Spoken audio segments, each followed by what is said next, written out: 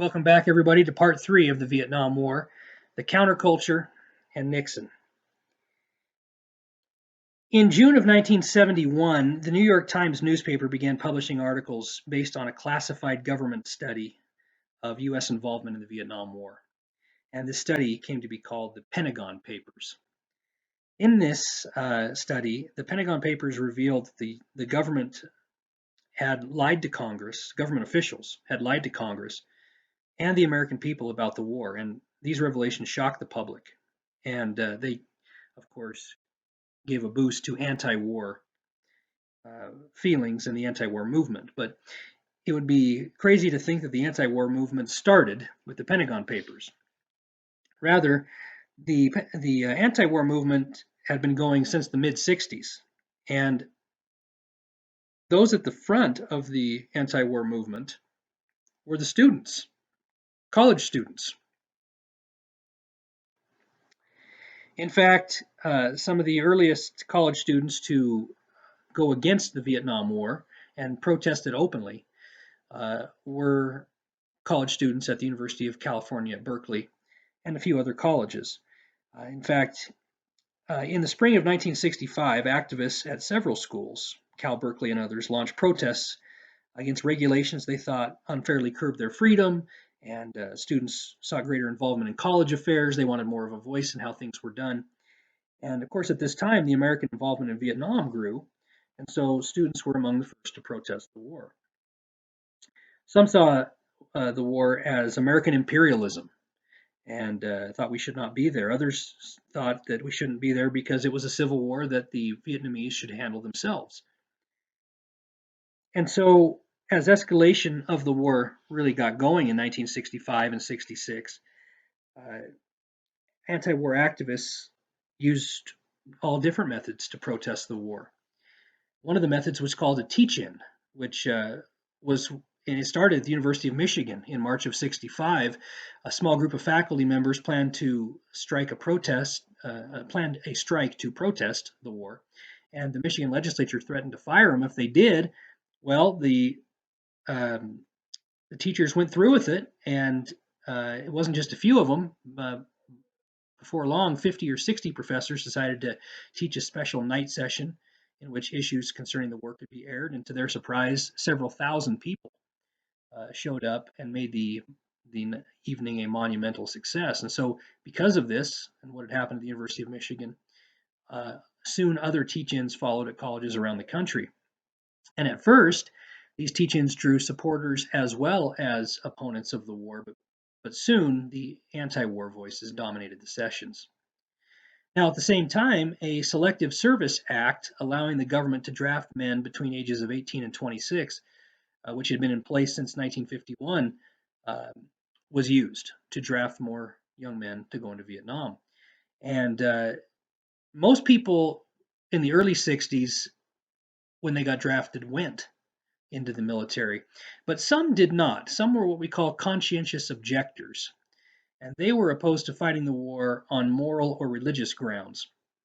Well, in July of 65, President Johnson doubled the number of men who could be drafted into the armed forces, and of course this led to the rise of a draft resistance movement that urged young men not to cooperate with their local draft board. And as more and more young men were called into service and sent to fight in Vietnam, of course, more and more opposition to the draft among certain groups rose up. Now, some college students could receive a deferment, which was an official postponement of their call to serve in the military. But those kids who couldn't afford to go to college didn't have this option of deferment open to them. So in 1967, resistance to the military draft began to sweep the country, especially on college campuses.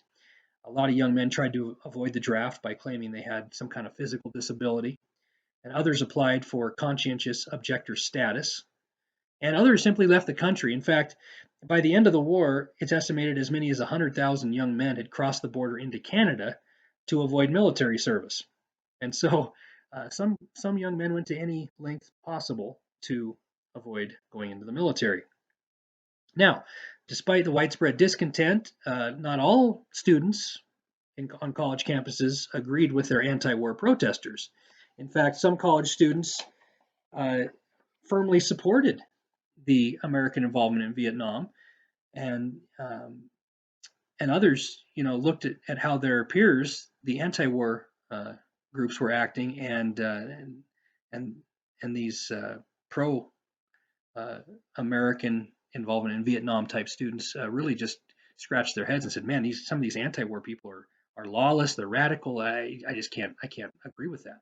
And so at this time, there was really by the 1965, 66, 67, there's really a divide in the country, especially on college campuses. Should we be involved in Vietnam or should we not? If I get drafted, will I go or will I not? And uh, and it was really kind of a watershed moment, especially on college campuses in U.S. history. Also in the 1960s, well, a lot of these kids who were part of the anti-war movement um, were part of the counterculture. The counterculture was a rejection of traditional values, a rejection of traditional ways of doing things. Mostly young people, late teens and late high school and early college, early age college kids, um, late teens, early 20s were at the head of the counterculture. These people were just, into going against the mainstream, going against traditional values, going against the values of their parents. The counterculture rejected most of the conventional social customs of the day, and people involved in the counterculture often experimented with new forms of the way they dressed and different attitudes toward sexual relationships, and a lot of them got into the recreational use of drugs as well. And so their rejection of accepted ways of life in favor of change and individual choice, of course, still affects society today. We see that all around us. Well, those at the head of the counterculture, these people that were oftentimes anti-war and experimenting with new types of dress and sexual relationships and drugs and so forth, have come to be known as hippies. Um, a lot of them, the girls wore their hair long and chose loose-fitting dresses, or some had tight mini skirts. A lot of the guys wore their hair long; they grew beards. Um, Both men and women. A lot of them wore jeans or tie dye or very simple looking clothes that were meant to look natural. There was no just one look for a hippie. It was pretty much whatever you felt was best for you. It was your way of expressing yourself. And so the hippies, like I said, a lot of them were into not only different ways of dress, but into some of the drugs, the recreational drugs, and the sexual revolution. So a lot of the hippies experimented with new living patterns. They got together and lived in communal groups. They often shared property and chores. A lot more people just lived together as couples without getting married. Again, this was a rejection of traditional values and a rejection of how their parents and grandparents had lived. Of course, this was shocking and horrible, right, for the some of the older generations who looked at this new way of living and this counterculture style, and they just couldn't believe it.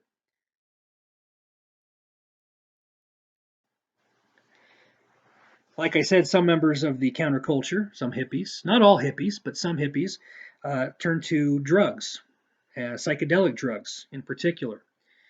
And psychedelic drugs are drugs that play tricks on your mind, and you see things that aren't there, and you have all kinds of hallucinations. Um, they're drugs that alter your perception of reality. Well, of course, marijuana was widely used among some hippies, but as far as the psychedelic drugs went, um, probably the most popular of the day was a chemical compound called lysergic acid diethylamide, excuse me, which is commonly known as LSD. And LSD, like I said, would cause hallucinations and altered perceptions of reality. And it could be very dangerous as well, even though some of the hippies got into these drugs for recreational use. The psychedelic drug LSD could be very dangerous. In fact, the possibility of death from an overdose or from an accident while under the influence of drugs was a very real thing. Uh, some of the leading musicians of the day, some of the famous rock and roll musicians of the mid to late 60s, died of complications from drug overdoses. Janis Joplin, Jimi Hendrix, Jim Morrison, other rock and roll bands who had not been into drugs uh, per se before the 60s got into them during the 60s, and you can definitely hear how that altered their style of music and their sound as well. So this was a very real thing, and it certainly changed the landscape of rock and roll music and music in general, and also the American landscape.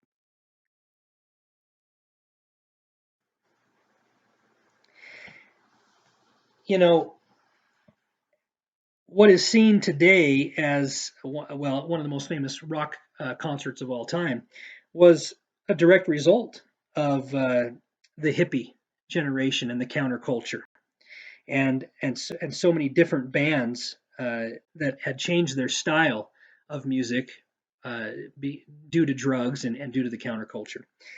And again, not every musician was into drugs in the 60s, of course. Not every hippie, even not every person that called himself a hippie was into drugs, but some were. And some of these bands, uh, like I said, were into using drugs and did recording sessions while on drugs and gave concerts while on drugs. Others were not into drugs. Other counterculture groups just were about making a statement and a political statement, a social statement. But the diverse strands of the counterculture all came together at the Woodstock Music and Art Fair, as it's officially called, in upstate New York in August of 1969. This was in Bethel, New York. It was just a big field, basically. Um, and there was, uh, I mean, it was August of 69, so it was hot and it was rainy.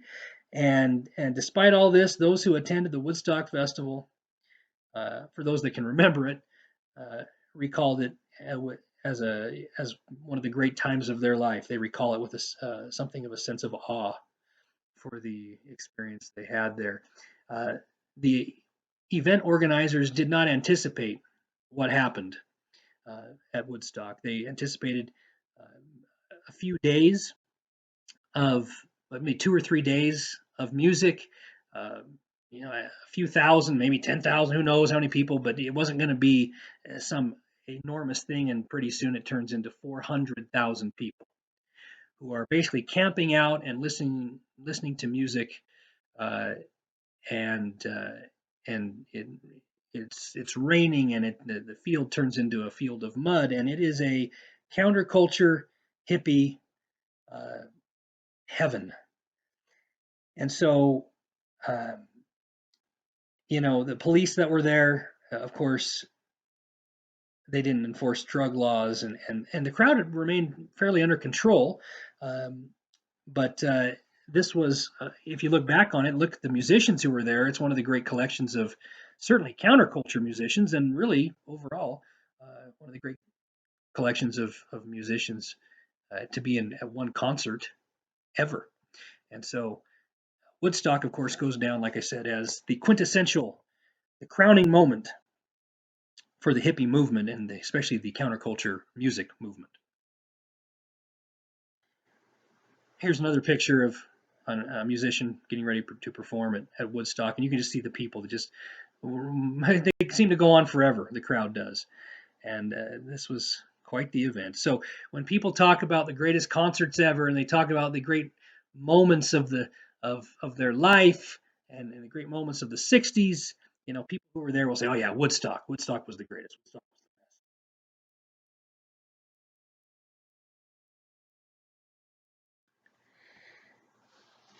Now, as far as politics go during this time, by 1968, the anti-war movement was in full swing, and political activists drew on all of their resources to mount the most extensive resistance campaign in American history.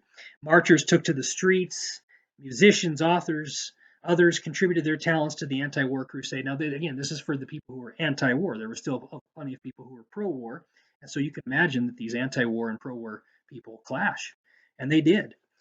But years of protests and a growing list of American casualties among American young men had steadily increased public opposition to President Johnson and his handling of the war. And so by this time, by mid 1968, uh, Lyndon B. Johnson is extremely unpopular by and large among the American public, and he rarely leaves the White House near the end of his presidency for fear of being assaulted by angry crowds of protesters. And so he got up uh, on March 31st. In fact, early 1968. It wasn't even. He didn't even wait until the right before the election. But in early 1968, he realized he'd lost his support base, and so um, on March 31st, 1968, he declares dramatically in a nationally televised speech that he, Lyndon B. Johnson, would not seek another term as president. And so Eugene McCarthy and Robert F. Kennedy uh, joined the race for the presidential nomination on the Democratic ticket in 1968. Now that LBJ is out, it looks like one of these two men will get the Democratic nomination. Um, Now, in that same speech that Johnson said he would not run for re-election, he had ordered a pause in the bombing of Vietnam to open the possibility of peace talks. And in this way, he hoped to end the wars and so restore unity to the U.S.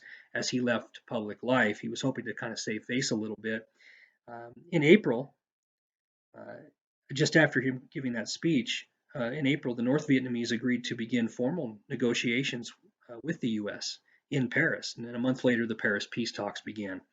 And so McCarthy and RFK, JFK's little brother, look, one of them is going to be the Democratic candidate for president in 1968, it appears. Well, McCarthy's campaign for presidency, it falters quickly. He does not have the support. And that leaves Robert F. Kennedy, who it looked like was a shoo-in for the Democratic nomination and would probably be the next president of the United States. He would probably win the election of 1968. He was pretty popular overall, but he is assassinated. So his brother, as president, was assassinated, and Robert F. Kennedy, running for the Democratic ticket in 1968, is assassinated. Well, the Democrats eventually nominated President Johnson's vice president, Hubert H. Humphrey, as their candidate. For the Republicans, Richard Nixon ran for the presidency. So it was Nixon against Humphrey, and Nixon wins the election of 1968. Once in the White House, Nixon dedicates himself to a policy he called Vietnamization, which involves removing American forces and replacing them with South Vietnamese soldiers to finish off the Vietnam War. He knew how unpopular Johnson was because of his continued role in Vietnam, and so Nixon pledges to bring our boys home. Well, between 1968 and 1972, American troop strength drops from 543,000 to 39,000, and opposition to the war among Americans declines because our boys are coming home. Now, as much as he wanted to diffuse anti-war sentiment at home, he was determined not to lose the war. Nixon still wanted to make sure we won. We'd been there so long, and therefore, as he withdrew American troops, he resumed bombing raids, keeping his actions secret from his critics. President Nixon also widened the war beyond the borders of Vietnam. Hoping to avoid more anti-war protests, Nixon ordered secret bombings in Cambodia.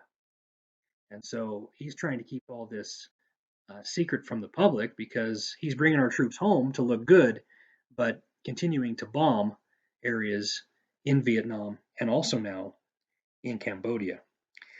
Later in April of 1970, Nixon publicly announced that the U.S. and South Vietnamese ground forces were moving into neighboring Cambodia. Their goal was to clear out communist camps there from which the enemy was mounting attacks on South Vietnam across the Ho Chi Minh Trail. Of course, he asserted that the U.S. would not stand by and while the Viet Cong attacked from Cambodia. And so he's thinking that this is going to maybe gain some support among American people. Unfortunately, his actions brought chaos and civil war in Cambodia and a fresh wave of protests at home. It did not have the desired effect that he was looking for. Nixon's invasion of Cambodia in 1970 reignited the protest movement on college campuses here in the U.S. The college protests had kind of died out the first couple years of Nixon's presidency, but or at least the first year or so. But in 1970, they reignite because of the Cambodia issue, and in particular at Kent State University in Ohio, students reacted angrily to the president's action. On the weekend following his speech, they broke windows in the business district downtown. They also burned the Army ROTC building on campus. And in response, the governor of Ohio ordered the National Guard to Kent State. Tensions mounted when students threw rocks and empty tear gas canisters at the National Guardsmen. The guardsmen loaded their guns and donned their gas masks. They knelt down and aimed their rifles at the students as if warning them to stop. Then the guardsmen retreated to another position. At the top of a hill, they suddenly turned and began firing on the students below. There, of course, is some confusion to this day and some uncertainty exactly what happened that day. But that's how it ended up. And the guard fired into the crowd. And by the time it was all said and done, 4 students lay dead, 9 others wounded. And this is known as simply the Kent State University incident. Of course, the students would call it a massacre, and the National Guardsmen would say, well, we were provoked and we felt unsafe, and so we fired into the crowd. Well, similar violence flared up at Jackson State, nearly an all-black college in Mississippi. A confrontation between students and police left 2 students dead and 11 wounded. And these attacks, or these incidents just horrify Americans because, of course, the media is going to run with this stuff 24/7. They're going to run with these pictures like you see here on the screen, and every newspaper is going to show these pictures, and every evening newscast for how long is going to have these types of things on it. So the war is just dragging on as well, and as did the Paris peace talks. In January of 1972, while running for a second term as president, Nixon announced that North Vietnam had refused to accept a proposed settlement, and the North Vietnamese began a major assault on South Vietnam. This led Nixon to order the most intensive bombing campaign of the entire war. Just days before the 1972 election, National Security Advisor Henry Kissinger announced that peace is at hand. And after Nixon's re-election, he did get re-elected in 1972, and after his re-election in November, and another round of B-52 bombings of North Vietnam in December, peace finally did arrive. In January of 1973, the U.S., South Vietnam, North Vietnam, and the Viet Cong signed a formal agreement in Paris. And so it looked like the war was finally going to be over. And it was. U.S. involvement in the war finally came to an end, but the fighting between North and South Vietnam continued for another 2 years. And after the withdrawal of American troops, South Vietnamese soldiers steadily lost ground to their North Vietnamese enemies. South Vietnamese forces eventually crumbled in the face of the North Vietnamese communists. And on April 29, 1975, with communist forces surrounding Saigon in South Vietnam, the U.S. carried a dramatic last-minute evacuation. Realizing the war was lost, American helicopters airlifted more than 1,000 Americans and nearly 6,000 Vietnamese from the city to aircraft carriers waiting offshore. And on April 30th, the next day, North Vietnam completed its conquest of South Vietnam, and the Saigon government in South Vietnam officially surrendered. And so, after over a decade of fighting a war there, well, almost a decade of fighting a war, I should say, and decades, really, of the Vietnamese fighting off foreign invaders and fighting amongst themselves, Vietnam was now a single nation under a communist government. And so, what are the distinctions of the Vietnam War in U.S. history? Well, the Vietnam War was the longest up to that point, and the least successful war that we'd ever participated in. We'd always come out looking like we had won. We'd always come out, claiming victory and looking like the good guy. And in this case, for a lot of people, that was just not so. A lot of people saw the Vietnam War as as a failure. They saw that it was so costly, both in money and in, of course, more importantly, lives lost.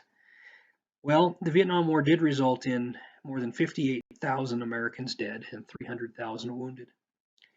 It cost at least $150 billion in direct expenses and produced a huge national debt and growing inflation for our U.S. economy. And of course, the cost of the war for the Vietnamese were even higher. More bombs rained down on Vietnam than had fallen on all the Axis powers during World War II, if you can believe that. And the number of dead and wounded Vietnamese soldiers ran into the millions, with countless civilian casualties. Of course, the Vietnamese landscape itself would long show the scars of the war. And so the costs of the war in all areas were just incredible. One of the reasons for American involvement in Vietnam, of course, was the belief in the domino theory. With the North Vietnamese victory, 2 dominoes did topple, Laos and Cambodia. The suffering of the Cambodian people was one of the most tragic effects of the war in Vietnam. We talked about how Nixon took the war into Cambodia with some bombing raids there as well, and the American troops moving them over into Cambodia. And this is just one of the side effects of the Vietnam War, and it's so tragic. In April of 1975, Cambodia eventually fell to what's called the Khmer Rouge, a force of communists led by the fanatical Pol Pot there on the right-hand side. The Khmer Rouge, in effect, declared war on anybody who was, quote-unquote, tainted with Western ways.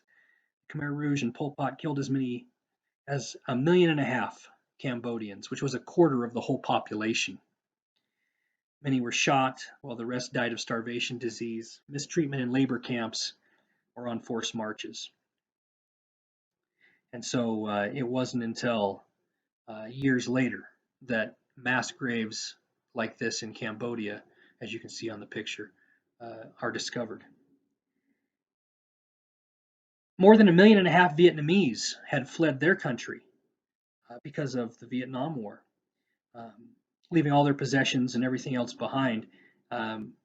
Likewise, hundreds of thousands of Cambodians and Laotians, people from Laos, also fled their homelands, many of whom, Vietnamese, Cambodians, and Laotians, tried to come to the United States. And so we saw a huge influx in the American Vietnamese, American Cambodian, and American Laotian population during this time. And so that was one of the side effects of the war as well. So the impact of the war in Vietnam, and then, of course, the resulting atrocities in Cambodia, have lingered on for, well, until today.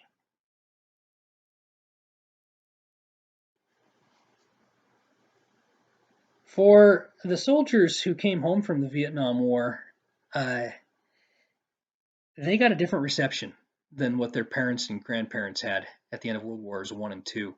There were no big ticker tape parades and no big national parties for these returning veterans from Vietnam. And, they felt kind of disrespected. They felt slighted by their own country, oftentimes. These guys risked their lives. They took bullets. They saw their friends die. And they thought they should, get some respect and some love for that. And so, as a result, in 1979, a group of veterans began making plans to build a memorial wall, the Vietnam Veterans Memorial Wall, in Washington, D.C. So it was conceived in 1979. It was finished in 1982. And today it's one of the most visited memorials in Washington, D.C. If you get a chance to go there, take advantage of it and do it. It's a humbling experience to stand in front of that wall. On the wall are the names etched in of all the Americans who died in Vietnam. And you'll often see people there standing in front of the wall, in front of a name. They found the name of their family member or friend. And a lot of tears shed at this wall. People will oftentimes try to take a rubbing of it onto a piece of paper, rubbing of the name of their loved one onto a piece of paper for keepsake. You'll see other Vietnam veterans at the wall, finding the names of their buddies, and a lot of them breaking down and crying. It is, like I said, it's a very humbling experience to be there. You know, the average age of the American soldier in Vietnam was 19 years old. So that shows you how many 18, 19, 20-year-olds we have fighting this war. And amazing. And these are just young kids, just out of high school most of the time, and a world away um, fighting this war and doing what their government asked them to do. And so when you see Vietnam War veterans, respect them and show them some love because they, in many cases, have not got the respect and love that they probably should have got over the years. So that'll put a wrap on our Vietnam War presentation. Thank you for watching, and hopefully you've learned some things, and I hope that you gain an appreciation, if you didn't already have one, for what these young men went through. Thank you.